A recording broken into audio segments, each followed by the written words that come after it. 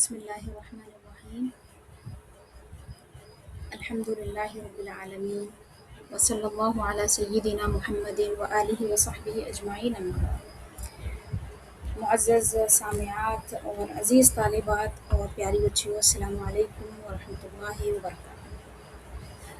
ذوالحجہ کے اس مبارک مہینے میں اور اس حرمت والے مہینے میں ہم لوگ ان اوقات کو غنیمت جانتے ہوئے اور اس مبارک مہینے کی برکتوں کو حاصل کرنے کے لیے اور زیادہ سے زیادہ اس کی رحمتوں کو اور نعمتوں کو اور سعادتوں کو حاصل کرنے کے لیے، اللہ تعالیٰ کے قرب کے لیے، اللہ تعالیٰ کی رضامندی حاصل کرنے کے لیے کچھ اہم احادیث مبارکہ ہم لوگ آج پڑھیں گے۔ ویسے تو پچھلے ہمارے 2 دروس اسی سے متعلق ہوئے تھے، عشرہ ذوالحجہ کے فضائل، لیکن کچھ چیزیں اس میں باقی رہ گئی تھی، تو میرا ارادہ ہوا کہ آج کا جو ہمارا درس تصوف ہے اس میں ہم لوگ اسی موضوع کو کور کریں گے، تاکہ جو لوگ نہیں سنے ہیں وہ لوگ سن لیں، اور اگر کوئی جانتے بھی ہیں، سنے بھی ہیں، پھر بھی کوتاہی ہے تو کوتاہی دور ہو جائے، کیونکہ اتنے عظیم ترین دن ہیں، ہم اس سے غافل نہ ہوں۔ سب سے پہلی بات یہ ہے کہ اللہ تعالیٰ نے قرآن مجید میں سورہ فجر میں بہت ساری قسمیں اٹھائی ہیں۔ تو سورہ مبارک جو شروع ہوتا ہے اس میں پہلی قسم اللہ تعالیٰ نے فجر کی کھائی، اس کے بعد فرمایا کہ ان راتوں کی قسم، ان 10 راتوں کی قسم۔ اعوذ باللہ من الشیطان الرجیم، بسم اللہ الرحمن الرحیم، والفجر ولیال عشر، اور فجر کی قسم اور 10 راتوں کی قسم۔ اب یہ جو 10 راتیں ہیں وہ کون سی راتیں ہیں کہ اس کی اتنی زیادہ عظمت ہے، اس کی جو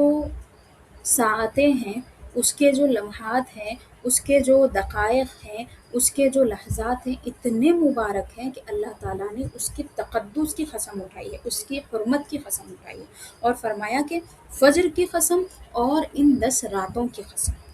فجر سے مراد تو فجر کی نماز ہے یا فجر کا وقت ہے، وہ خاص وقت ہے جس میں بندے اللہ تعالیٰ کو یاد کرتے ہیں اور نماز کے لیے اللہ تعالیٰ کی بارگاہ میں حاضر ہوتے ہیں، اپنے سر کو جھکاتے ہیں۔ اس وقت کو اللہ تعالیٰ نے یاد فرمایا اور اس کی قسم اٹھائی۔ اور قسم کا مطلب کیا ہوتا ہے؟ قرآن مجید میں جو قسمیں ہیں اللہ تعالیٰ نے ان کے تقدس کی وجہ سے اور ہمیں اس کی اہمیت بتانے کے لیے قسم کھائی ہے۔ تو فرمایا کہ فجر کی قسم اور ان 10 راتوں کی قسم، اور نبی پاک صلی اللہ تعالیٰ علیہ وسلم نے فرمایا ہے کہ ان 10 راتوں سے مراد ذوالحجہ کا پہلا عشرہ ہے۔ ذوالحجہ کا پہلا عشرہ یعنی ابتدائی 10 دن ہے۔ تو 10 راتوں کی جب فضیلت ہے، مفسرین فرماتے ہیں کہ راتوں کی فضیلت ہے تو پھر ان کے ساتھ جو دن ملے ہوئے ہیں وہ دنوں کی بھی فضیلت ہے۔ یہ فضیلت کی بہت ساری وجوہات ہیں۔ ایک وجہ تو یہ ہے کہ یہ حج کے مہینے کے دن ہیں۔ اسی پہلے عشرے میں حج ہوتا ہے، جو کہ اسلام کا ایک بہت بڑا رکن ہے، رکن عظیم ہے، اور اتنا بڑا رکن ہے، ایسا عظیم ہے کہ اگر کوئی اس کا انکار کرتا ہے تو وہ کافر ہو جاتا ہے۔ اللہ تعالیٰ نے بہت ساری آیات میں حج کا ذکر فرمایا ہے، حج کے ارکان کا ذکر فرمایا ہے، اور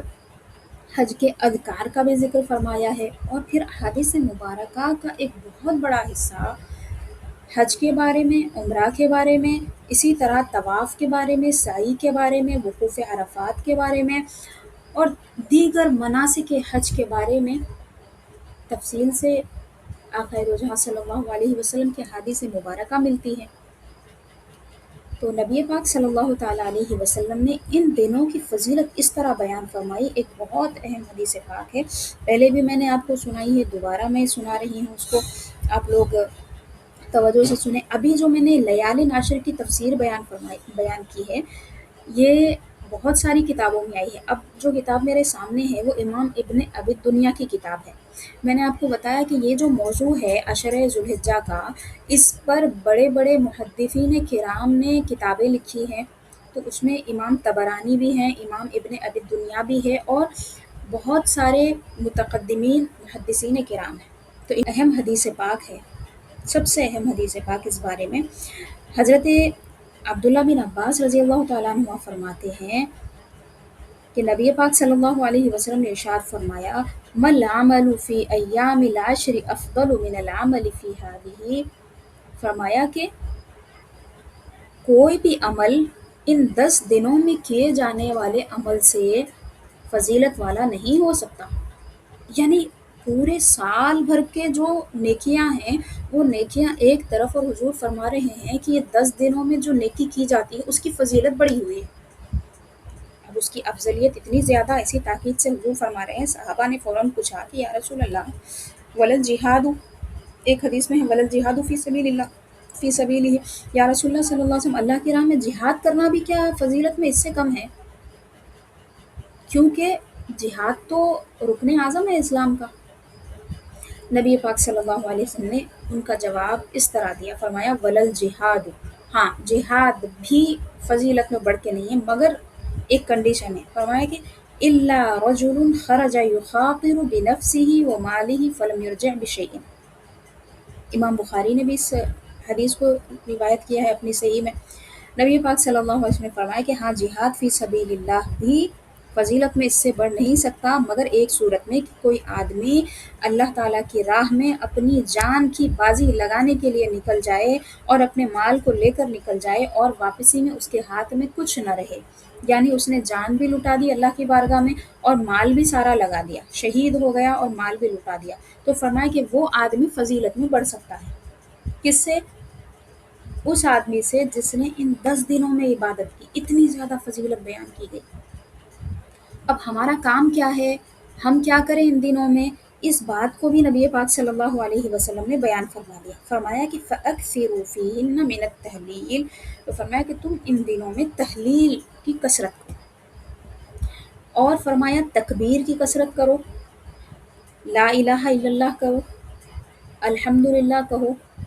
اور اللہ اکبر کہو، تحمید تکبیر، اور ایک حدیث میں تسبیح کا بھی ذکر ہے، سبحان اللہ والحمد للہ ولا الہ الا اللہ واللہ اکبر۔ یہ 4 کلمات کی کثرت کا نبی پاک صلی اللہ علیہ وسلم نے حکم دیا۔ مطلب یہ ہے کہ بہت ہی مختصر کلمات، بہت ہی آسان کلمات، جس کو چھوٹا بچہ بھی یاد کرتا ہے اور ہر مسلمان کے بچے کو یہ یاد ہوتے ہیں، وہ بھی اس فضیلت میں شامل ہو سکتا ہے۔ مگر فضیلت کے حصول کے لیے توفیق بڑی چیز ہے، اگر اللہ تعالیٰ کی توفیق نہ ہوتی تو ہم یہ نہ پڑھتے، نہ آپ کو پڑھاتے، نہ بتاتے۔ اللہ تعالیٰ کی توفیق ہے کہ ہمیں اس بات کی سعادت مل رہی ہے، اور انشاءاللہ کل کی طرح آج بھی ہم درس کے بعد میں ذکر کا اہتمام کریں گے، حلقہ ذکر بھی ہوگا ہمارا معمول کے مطابق، اور دیگر اذکار جو عام دنوں میں ہم نہیں کرتے تھے وہ کریں گے، اور بہت ساری دعائیں بھی ہیں آج کے حلقے میں انشاءاللہ تعالیٰ ہم وہ پڑھنے والے ہیں۔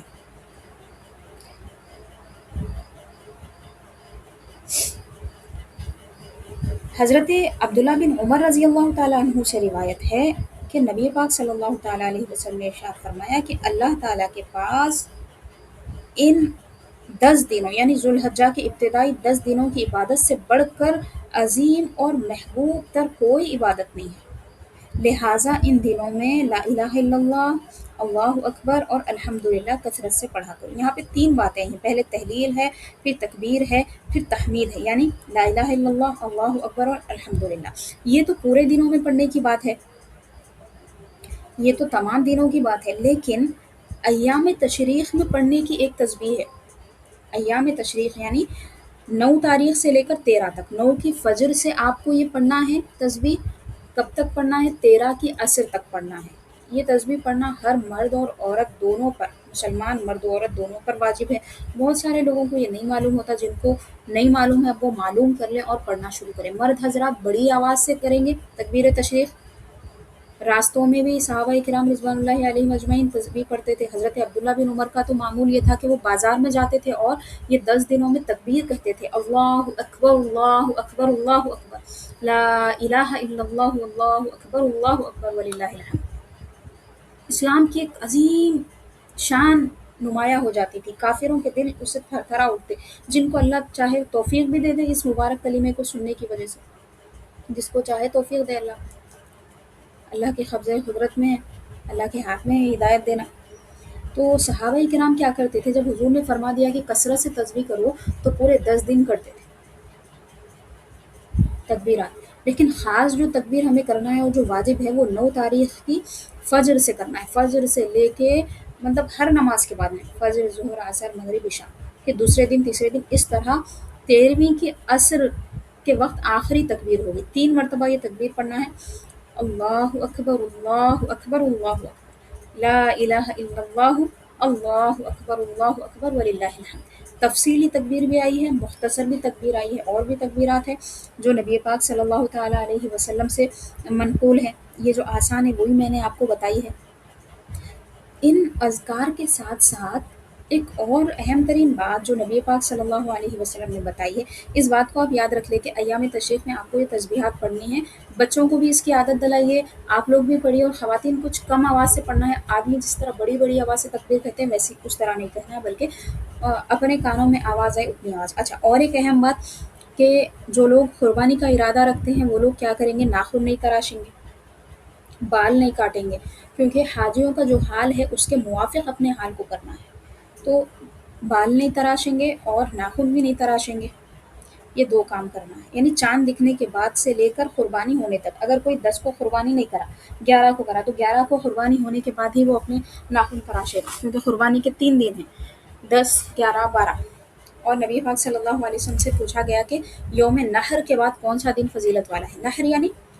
بقرعید کی جو عید کا دن ہے، بقرعید کا جو دن ہے اس کو یوم نحر کہا جاتا ہے، یعنی قربانی کا دن۔ فرمایا کہ یوم نحر کے بعد کون سا دن؟ حضور نے فرمایا یوم قر، یعنی دوسرا دن۔ اس کے بعد میں فرمایا کہ اس کے بعد والا دن فضیلت والا ہے۔ اب یہ 10 دن فضیلت والے، اس کے ساتھ ساتھ آگے کے بھی 3 دن ہیں فضیلت والے، ایام تشریق۔ اور ان دنوں کو نبی پاک صلی اللہ علیہ وسلم نے فرمایا کہ صلی اللہ علیہ وسلم کہ یہ اللہ تعالیٰ کی ضیافت کے دن ہیں، اسی لیے ان دنوں میں روزہ رکھنے کو حرام قرار دیا گیا ہے۔ آدمی روزہ نہیں رکھ سکتا، آدمی اللہ تعالیٰ کے دسترخوان پہ کھائے گا، اللہ تعالیٰ کا مہمان بنے گا، اور اس کو ہر حال میں خوشی منانا ہے۔ اگر وہ غمزدہ بھی ہے نا تو اس کو خوش ہو جانا چاہیے کہ اللہ تعالیٰ نے میری دعوت رکھی ہے، آج اللہ تعالیٰ کے پاس مجھے کھانا ہے، اللہ تعالیٰ اسے کھلائے گا۔ اب کھلانے کا ذریعہ اللہ تعالیٰ ہم میں سے کسی ایک کو بناتا ہے، غربا فقراء کو کھلانے کا ذمہ اللہ تعالیٰ نے اپنے بندوں کے اوپر رکھا ہے کہ وہ کیا کریں، اپنی قربانی میں سے حصے کریں اور ان کو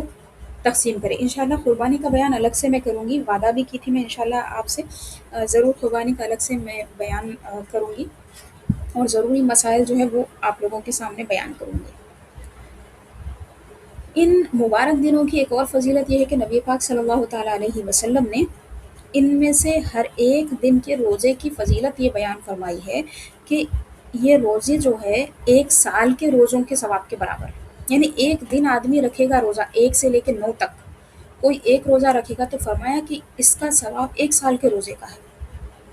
اور ذوالحجہ کے بارے میں تو یہ فرما دیا کہ یہ گزشتہ 1 سال اور آئندہ 1 سال، یعنی گزر گیا سو سال ایک، اور آنے والا پورا 1 سال، 2 سال کے گناہوں کو صاف کر دیتا ہے۔ یعنی اللہ تعالیٰ کی رحمت اتنی جوش پہ ہوتی ہے، اللہ تعالیٰ نوازنے پہ ہوتا ہے، مغفرت فرمانے کے لیے اللہ تعالیٰ ہوتا ہے کہ وہ بندوں کے 2 سال کے گناہ معاف کر دیتا ہے، بس ایک دن کی عبادت کے، ایک دن کی عبادت ہے یوم عرفہ کا روزہ۔ اتنی بڑی فضیلت، اس سے بڑھ کے اور کیا ہو سکتی؟ اور یہ بھی احادیث مبارکہ میں آیا ہے کہ ذوالحجہ کے پہلے عشرے کی ہر رات کی جو عبادت ہے، اللہ تعالیٰ اس عبادت کا ثواب لیلۃ القدر کی عبادت کے برابر عطا فرماتا ہے۔ لیلۃ القدر کے بارے میں تو فرمایا گیا لیلۃ القدر خیر من الف شہر، 1000 مہینوں سے بڑھ کے عبادت کا ثواب ہے رمضان کی جو مبارک رات ہے لیلۃ القدر۔ تو اب لیلۃ القدر کا ثواب پانے کے لیے ان راتوں میں سے کسی رات میں کوئی اخلاص سے اللہ تعالیٰ کی عبادت کر لے، قیام اللیل کر لے، تو حضور نے فرمایا کہ اس کو اتنا ثواب مل جاتا ہے گویا کہ اس نے لیلۃ القدر کی عبادت کی ہے۔ اللہ تعالیٰ سے دعا ہے کہ اللہ تعالیٰ ہمیں توفیق عطا فرمائے کہ ہم جتنے بھی دن ابھی باقی رہ گئے ہیں، گزشتہ دنوں میں کوتاہی ہوئی کوئی بات نہیں، ایک دن بھی بڑی بات ہوتی ہے، ابھی تو بہت دن باقی ہے۔ ہر دن یہ کوشش کریں کہ تمام تسبیحات کم سے کم 100 بار پڑھیں، زیادہ سے زیادہ آپ کے اوپر ہے، اور 2 رکعت، کم سے کم 2 رکعت، زیادہ سے زیادہ 8، 10، 12 جتنے پڑھ سکتے ہیں تہجد، اور پھر صلاۃ التوبہ، تاکہ اللہ تعالیٰ سے معافی تلافی کرے، جو گناہ ہو چکے ہیں اس کی بخشش کے لیے اللہ تعالیٰ سے دعا کریں، اللہ تعالیٰ معاف فرمانے والا ہے۔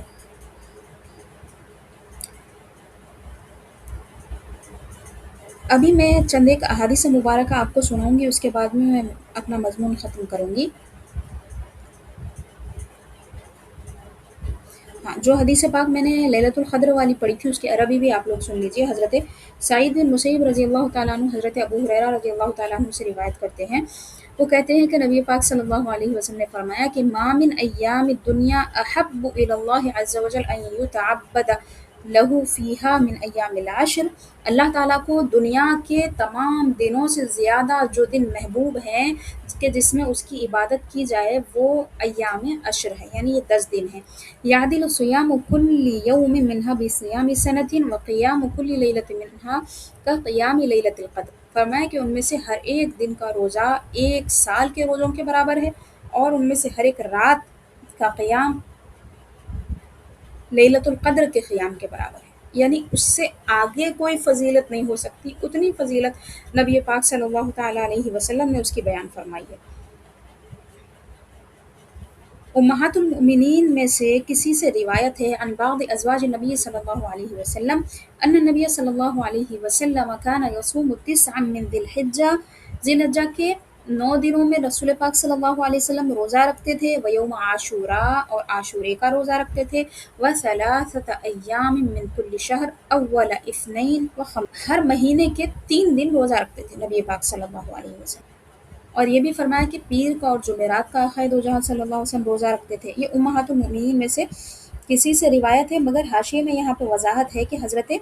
ام سلمہ ہے، اور یہ بھی ہے کہ یہ حضرت حفصہ بنت عمر رضی اللہ تعالیٰ عنہما سے مروی ہے۔ تو یہاں پہ خصوصیت کے ساتھ جن روزوں کا ذکر فرمایا گیا کہ آقائے دو جہاں صلی اللہ علیہ وسلم رہا کرتے تھے، وہ کون سے دن ہیں؟ یہ ذوالحجہ کے 9 دن ہیں، کیونکہ 10ویں دن تو عید ہے۔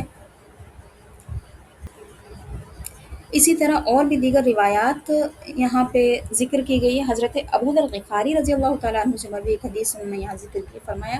کہ رسول اللہ صلی اللہ علیہ وسلم 13 روزے خاص طور پہ رہا کرتے تھے۔ 13 کون سے تھے؟